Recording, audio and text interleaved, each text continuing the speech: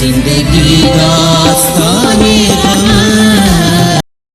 سن که رسید به 50 فشار میاد به چند جا، یواش یواش پیر میشی از زندگی سیر میشی، باید رژیم بگیری نمک نخور میمیری، شکر برات حرومه کارت دیگه تمومه، پاد دیگه جون نداره تن و بدنت میخاره، دندوناتم خرابه دلم برات کبابه، فشار خونت بالاست اینم برات یک بلاست، کلسترول هم داری باید بشی بستری، آرتروز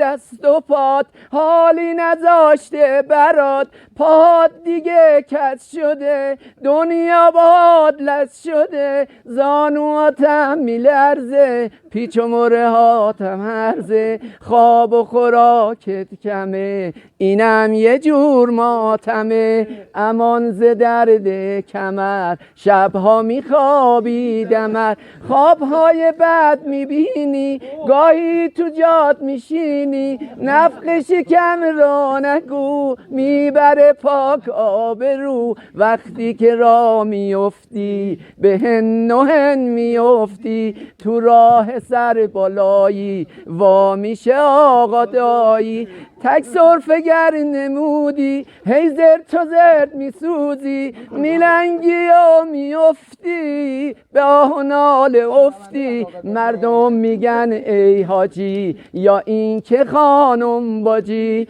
کجا میری با شتاب برو اتاقت بخواب، چشات که سو نداره میخوری زمین دوباره، خودت میگی جوونم بازم هنوز میخونم، اما ازت گذشته جاد دیگه تو بهشته، هیچ کس به فکر تو نیست باید به حالت گریست، مالی که با خون و دل به حال و زار و کسل، یه جوری جمع آوردی نخوردی و گذاشتی، اون که میشینه به جاد پسر و دختر و دومات، دلش نسوخته برات میبینه مال مفته، دو دستی روش میفته میگه فقط همینه، چه خوب و چه شیرینه، میخوره و